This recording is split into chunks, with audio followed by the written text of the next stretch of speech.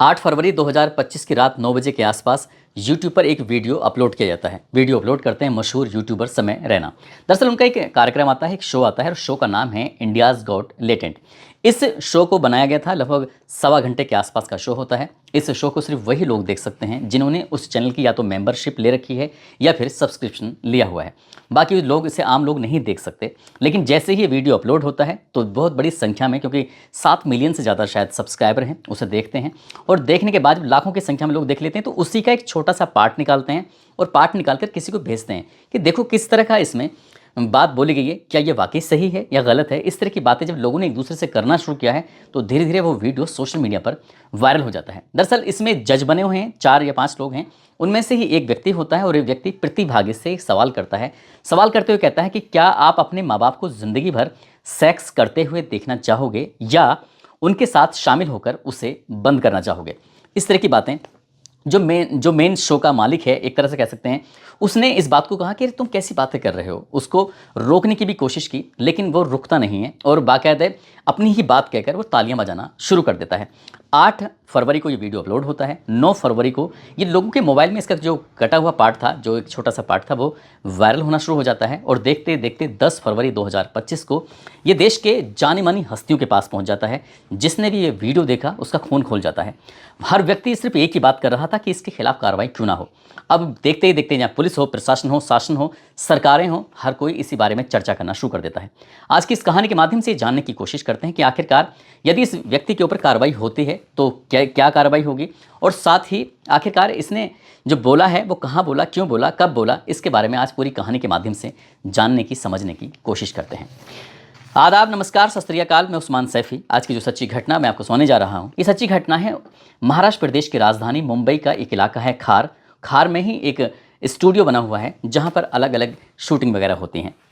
कई दिन पहले एक मशहूर यूट्यूबर हैं जिनका नाम समय रैना है, और मशहूर यूट्यूबर ने अपना ही एक कार्यक्रम बनाया हुआ है, ईजाद किया हुआ है, जिस पे कॉमेडी की जाती है, और उस कार्यक्रम का नाम रखा इंडियाज़ गॉट लेटेंट। दरअसल इसमें देश भर के अलग अलग हिस्सों के लड़के लड़कियां उनको शामिल किया जाता है, बाकायदा उनका इंटरव्यू लिया जाता है और उन्हें अपने इस शो में 90 सेकंड का समय दिया जाता है। 90 सेकंड के अंदर उन्हें कुछ ऐसा करना होगा जिससे वो अपने अंदर का छिपी हुई प्रतिभा को, टैलेंट को दिखा सकें, और दिखाकर फिर उसका वीडियो ये अपलोड किया जाएगा और यूट्यूब वगैरह पर, अलग अलग प्लेटफॉर्म पर। और फिर उस ग्रामीण प्रतिभा या शहरी प्रतिभा, इन लोगों का मकसद ये है समय रैना का कि हम ऐसे लोगों को समाज के अंदर से निकालें जिनको कभी मौके नहीं मिल पाते हैं। कुछ इसी तरह की इनकी सोच, इसी तरह का इन्होंने एक प्रोग्राम ईजाद किया। लेकिन प्रोग्राम कम, इसमें भद्दी भद्दी बातें, भद्दी भद्दी गालियाँ, इस तरह की बातें ज़्यादा होती हैं। जब ये प्रोग्राम शूट किया जा रहा था, जो वायरल होता है, जिसका हिस्सा बहुत ज़्यादा, उसमें जज की भूमिका में आए थे मशहूर यूट्यूबर जिनका नाम जसप्रीत सिंह होता है, आशीष चंचलानी, अपूर्वा मखीजा, समय रैना, रणवीर इलाहाबादिया। अब ये इसमें बातचीत का सिलसिला चल रहा था। अब एक प्रतिभागी होता है, एक प्रतिभागी जैसी बातचीत कर रहा था, तभी उससे इसमें मशहूर यूट्यूबर जिसका नाम रणवीर इलाहाबादिया होता है, उसने एक सवाल किया और उस यूट्यूबर से, उस व्यक्ति से, जो प्रतिभागी है, उससे कहता है कि क्या आप अपने माँ बाप को ज़िंदगी भर सेक्स करते हुए देखना चाहोगे या उनके बीच शामिल होकर उन्हें उसे बंद करना चाहोगे। इस तरह की बातें। अब ये जो मालिक है, जो इसका शो का मालिक समय रैना, वो कहता है कि किस तरह की बातें कर रहे हो, रोकने की भी कोशिश करता है। हालांकि वो उसने उस तरीके से, पुरजोर तरीके से रोकने की कोशिश नहीं की जो शायद उसे करनी चाहिए थी, बल्कि रणवीर इलाहाबादिया अपनी ही बात कहकर ठाके लगाकर हंसने लगता है।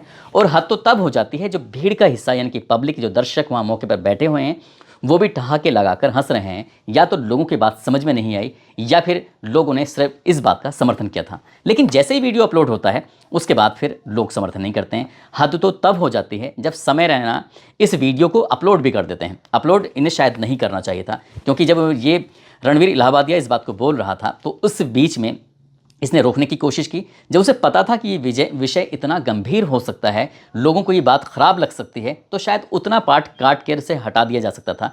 लेकिन ना केवल इस वाले पार्ट को, बल्कि एक लड़की ने भी वाकई एक बहुत भद्दी बात कही थी। मैं उस बात को नहीं बोल सकता अपने इस कार्यक्रम में।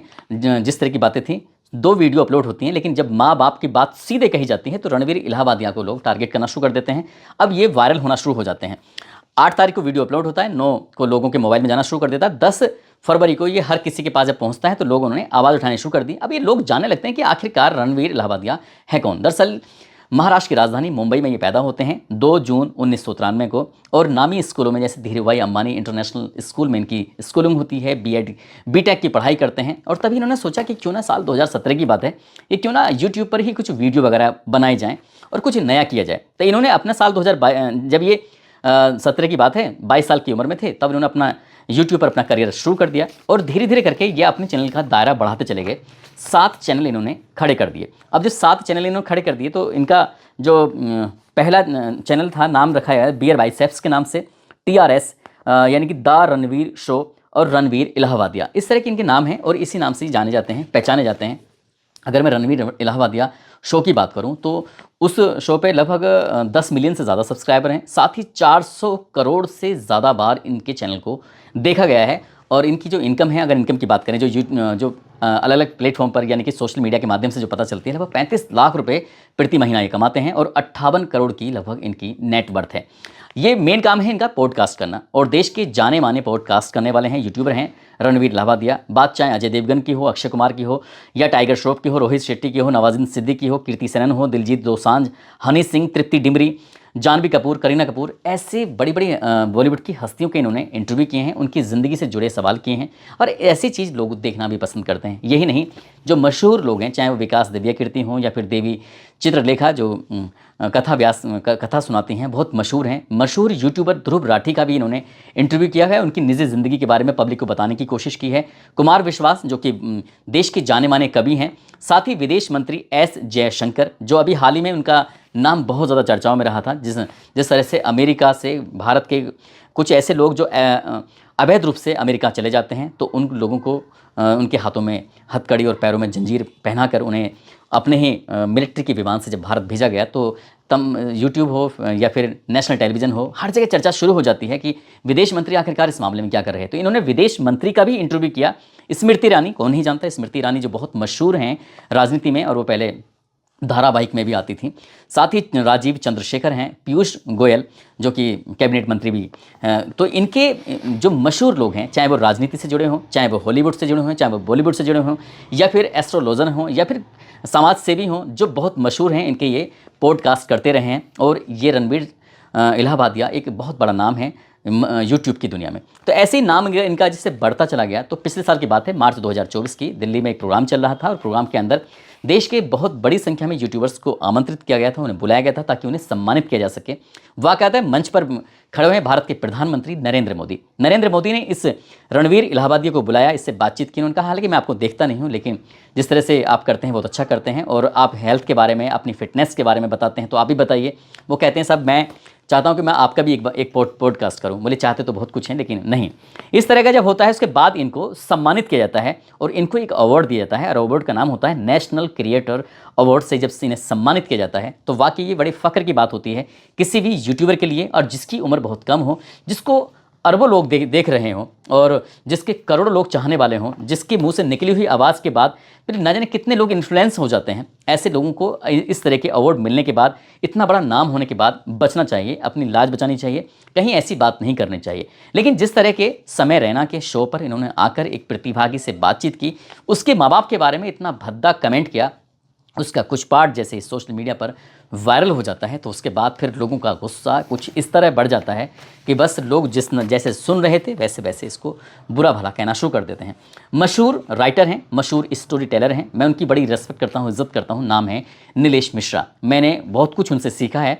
जब उन्होंने एक ट्वीट किया और बड़ा लंबा चौड़ा उन्होंने लिखा अपने उस पर एक्स हैंडल पर, लिखते हुए कहा कि अभिव्यक्ति की आज़ादी का मतलब ये नहीं कि आप कुछ भी परोसेंगे, ये बहुत गलत है। ऐसे ही एक बहुत मशहूर राइटर हैं, और वो शायद गीतकार भी हैं, मनोज मुंतशिर। उन्होंने भी ये कहा है कि जितने भी इस कार्यक्रम में बैठे हुए हैं, जो लोग हंस रहे हैं, वो बाकी बात हैरान करने वाली बात है। जब ये बोलते हैं, तब इसके जो चैनल का मालिक होता है वो कहता है कि क्या बकवासबाजी कर रहे हो, लेकिन वो इतना बोल के शांत हो जाएगा, लेकिन वीडियो अपलोड कर देता है। उसके बाद जो यहाँ पर बैठे हुए हैं, ये बातें सुन रहे हैं दर्शक, वो ठहाके मार के हंसते हैं। उन्हें इस बात की, इस विषय की गंभीरता ही नहीं पता कि रणवीर इलाहाबादिया ने कितनी भद्दी बात कही है। तो वाकई मनोज मुंतशिर ने जो बात कही, वो वाकई अच्छी बात कही। उन्होंने कहा कि पूरी टीम के खिलाफ एफआईआर होनी चाहिए, और पूरी टीम के खिलाफ कड़ी कार्रवाई भी होनी चाहिए। पत्रकारों ने महाराष्ट्र के मुख्यमंत्री देवेंद्र फडणवीस को पकड़ लिया और उनको पकड़ने के बाद कहा कि भाई आपके यहाँ के रहने वाले एक व्यक्ति हैं रणवीर इलाहाबादिया, जिनका नाम है, बहुत मशहूर है, आप उनके बारे में क्या कहेंगे जिन्होंने इस तरह की भद्दा कमेंट किया है। तो महाराष्ट्र के मुख्यमंत्री ने साफ साफ कहा कि ये वाकई बहुत गलत है। अब यह व्यक्ति का मतलब ये नहीं कि आपको बोलने की आज़ादी है तो आप कुछ भी ऐसा बोलेंगे जिससे कि दूसरों को परेशानी हो, और ये बात भी बोली कि तो इतना भयानक, इतना भद्दा बोला है, इस मामले में तो कड़ी कार्रवाई की जाएगी। अब ये मामला टेलीविज़न के अलग अलग हिस्सों में, नेशनल टेलीविज़न हो या फिर अखबार, ये हर जगह ही चर्चाओं का विषय बन जाता है। हर कोई मांग करना शुरू कर देता है।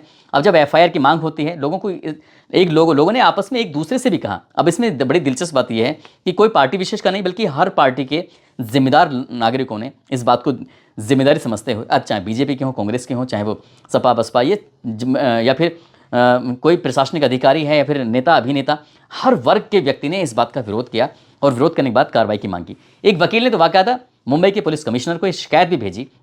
साथ ही राष्ट्रीय मानव अधिकार आयोग ने इसे स्वतः ही संज्ञान लिया और वीडियो को हटवाने की बात भी कही है। हालांकि वो शायद वीडियो का उतने पार्ट को काट कर अलग हटा दिया गया है, लेकिन जो वीडियो वायरल हो रहा है उसका क्या, उससे लड़कों पर, उन बच्चों पर जो इस रणवीर इलाहाबादियों को, जो करोड़ों उसके फैंस हैं, उन पर क्या असर पड़ेगा, क्या सीखेंगे उसकी बातों से। तो इसलिए मामले की जांच पड़ताल तो शुरू हो गई है। हालांकि जिस जगह पर ये शूटिंग हुई थी, उस खार स्टूडियो में पुलिस जाती है और जाके पता करने की कोशिश करती है कि पूरा मामले की जांच पड़ताल होगी। आगे अगर इसमें मुकदमा दर्ज होता है, जो अभी आईटी एक्ट की धारा हैं, अगर इस मामले में दोष सिद्ध हो जाता है तो इस पर 3 साल की सज़ा हो सकती है रणवीर इलाहाबादिया को। साथ ही जुर्माने की अधिकतम सीमा बताई जाती है 5 लाख रुपए के आसपास। या अगर दोष सिद्ध होता है तो जज को ये पूरी पावर होती है कि वो सज़ा भी दे सकते हैं, जुर्माना भी ले सकते हैं, दोनों भी काम कर सकते हैं, यानी कि सज़ा भी दे सकते हैं उसको और उस पर जुर्माना भी लगा सकते हैं। अब अगर हालांकि जब ये मामला बहुत ज़्यादा हाईलाइट होता है तब रणवीर इलाहाबादिया को ऐसा लगता है कि जैसे कि उसने वाकई गलती कर दी है और उसने पब्लिक के सिंपैथी गेन करने के लिए, अपने जो चाहने वाले थे, जो उसको दर्शक हैं, तो उनको दिखाने के लिए कि वो माफ़ी मांग रहा है। लेकिन माफ़ी मांगने का जो उसका अंदाज़ है, स्टाइल है, उसमें ऐसा लग रहा है जैसे कितनी अकड़ है उसके अंदर। तो वाकई ऐसे लोगों की अकड़ ढीली होनी चाहिए। हम भी अपनी वीडियो के माध्यम से, जो कोई ऑफिसर अगर इसे देख रहे हो तो ऐसे व्यक्ति के खिलाफ कड़ी कार्रवाई होनी चाहिए और कम से कम इस तरह के भद्दे कमेंट तो नहीं करने चाहिए। जब आपको करोड़ों लोग फॉलो करते हों, जब आप देश के बड़े ज़िम्मेदार लोगों के साथ बैठकर बातचीत करते हों, तो आपकी ज़िम्मेदारी बनती है कि जो भी आपके मुंह से निकले वो तोल तोल के बोलना चाहिए। ऐसा नहीं बोलना चाहिए कि यही नहीं पता कि आप कहाँ से बोल रहे हैं, मुँह से बोल रहे हैं या कहीं और से बोल रहे हैं। दोस्तों, इस पूरे घटनाक्रम को सुनाने का उद्देश्य भी किसी को परेशान करना नहीं है, किसी का दिल दुखाना नहीं है, बल्कि आपको जागरूक करना है, आपको सचेत